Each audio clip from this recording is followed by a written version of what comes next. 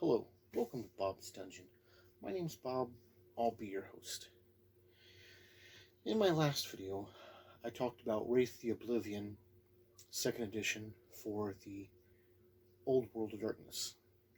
Over the years, that game had a lot of supplements come out for it, like all the other White Wolf games had for the Old World of Darkness. And one of my favorite supplements for Wraith The Oblivion is a book that tells you how to play a different type of Wraith. And it's really cool. Have you ever wondered what it would be like to play a character that's like the Crow? Or a character that's like Jason Voorhees? This supplement will give you that kind of flavor for a character that you could play in a Wraith game. And so let's get on with it. We're going to talk about The Risen. This book has 75 pages and a copyright of 1996. It was published by White Wolf Games, and all of the artwork in this book is in black and white. And it's pretty decent, much like the Wraith The Oblivion game. So let's go ahead and look at that artwork.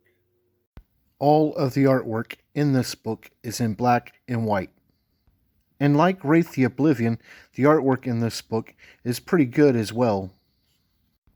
It goes a long way for setting a proper tone and mood for this game. To use this book, what you're going to need is, of course, a copy of this book and a copy of the core rulebook for Wraith The Oblivion. You'll also need as many 10-sided dice as you can get your hands on. The character creation for this game can be done in a couple of different ways. And the first way is you can take a Wraith from an existing game, and if you okay it with your game master, you can play through the process of becoming a Risen. And how that works out is first you have to cut a deal with your shadow and talk him into going through with it. And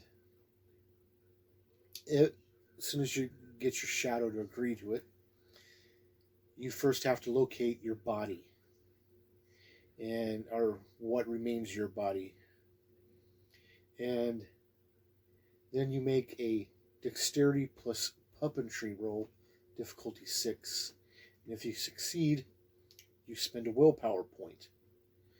After you spend the willpower point, you make a willpower check, difficulty 8. And if you succeed on that, then boom, you're back in your body and control and stuff. Your shadow is technically gone. He's gone to reside in your most powerful fetter, which is now your conduit. And as soon as you wake up as a Risen, you are just driven to find your conduit. And you will stop at nothing to find it. You know where it is. You're drawn to it. But you won't do anything else until you have your conduit in your possession. If you decide to do something else, you must spend a willpower point in order to do so. The other way to do a Risen is to simply just make one up at character creation. And that's simply done. Basically, you just follow the standard rules for creating a Wraith in the Wraith The Oblivion book with its attributes and abilities and everything. And there are some differences, though. First off, when it comes to Arcana, in order to be a Risen, you must have the Arcana puppetry. You also have to spend 2 dots and a couple of the following Arcana: Life, Web, Inhabit, and Embody. And you don't need all 3, you just need to spend 2 dots amongst them. So you can buy 2 of those at 1 dot, or one of them at 2 dots, or what have you. And those arcana are really pretty useless to a risen.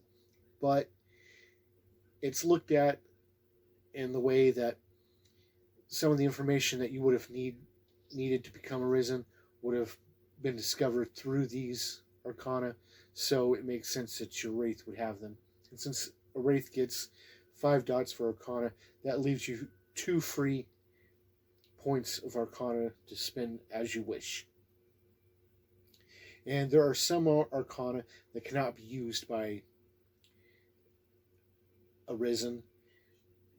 There's just no way they can use them as a risen. But there are 2 new arcana in this book that are pretty much risen specific. So that's pretty cool. The other thing you get 10 points for your fetters and your conduit. One of your fetters is your conduit, and you can play it that it's not a fetter, and it explains it in here. But anyway, those points are used for these things. Then you get your 10 points of passions, you get 5 pathos, you get 6 willpower, and you get 15 freebie points. And the freebie points can be used to buy different aspects on the character, and different aspects cost a different amount of freebie points. There are also merits and flaws in this book specific to Risen, so that's pretty cool. And another thing to bear in mind is Risen are capable of learning some vampire disciplines from Vampire the Masquerade. But the only ones they're capable of learning would be Celerity, Fortitude, Obfuscate, and Potence. They can only learn those ones. They're not capable of learning any other vampiric disciplines. And the discipline thing kind of scares vampires, because how can somebody without vampiric blood learn their powers? It's weird. But anyway, that's pretty much it for making up Risen. And Risens are cool. A lot of times when they come back, they'll hide out as vampires, because Risen and vampires are very close. They are 2 completely different types of creatures, but they're pretty close. So those that aren't familiar with either one would mistake one for the other. So there's that. But Risens don't drink blood. They don't need sustenance. Now, even though they have a physical body, they can no longer go back into the Shadowlands, the spirit world. They don't jump back and forth. Once you're in your body, you're pretty much there to stay till the bloody, bloody end. And are your conduits destroyed, which is bad anyway. But anyway, the Risen, even though they've got a body now, they don't have 7 wounds like all other creatures in the World of Darkness. Instead, they have 10 wounds that line up with the 10 points of Carpus. And once those are gone, they're dead, and they're sent back to the spirit world for a little bit, but come back. It's confusing. There's not a lot of travel back and forth. But anyway, the other strange thing is your conduit, regardless of what it is, also has 10 wounds, 10 Carpus.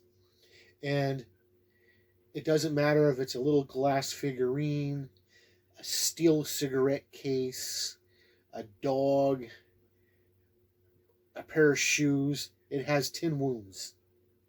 And as it loses wounds, your maximum amount of Carpus goes down.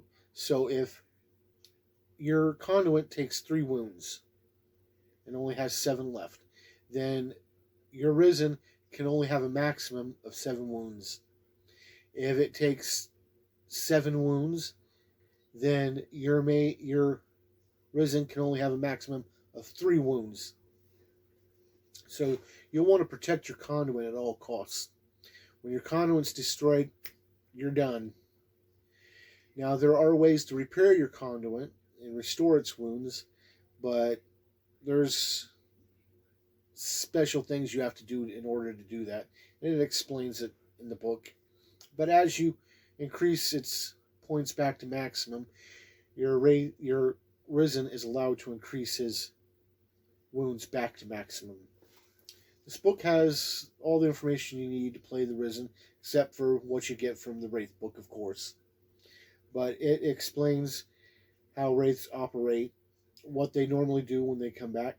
It explains how werewolves and vampires, mages, specters, hunters, and so forth view the Risen.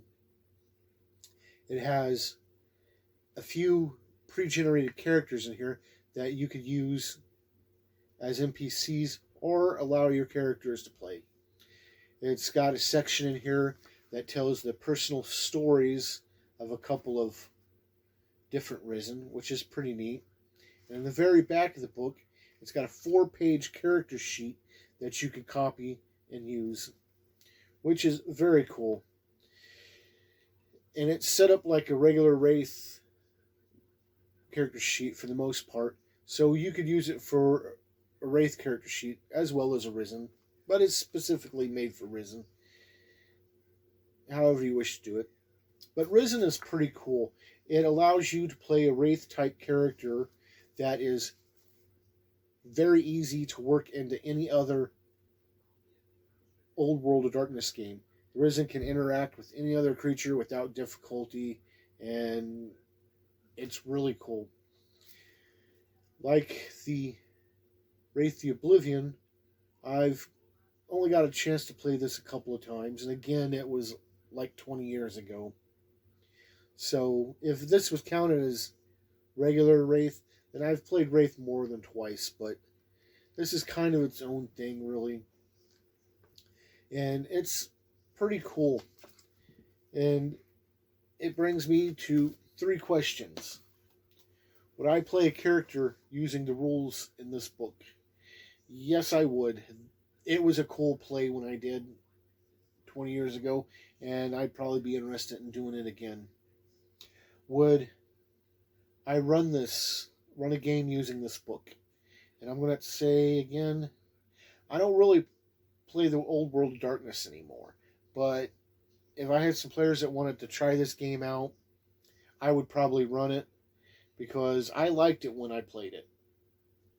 No one hardly ever gave me a chance to use this book and play a character from it, but I would like to run it again. Would I recommend this book?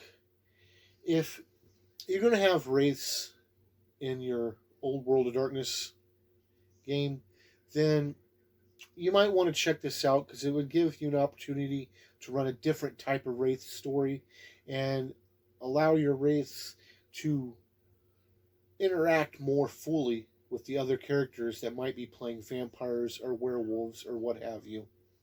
And it can lead to some very interesting places and some very interesting things. And I liked it. I think it's worth checking out if you're going to run Wraith The Oblivion.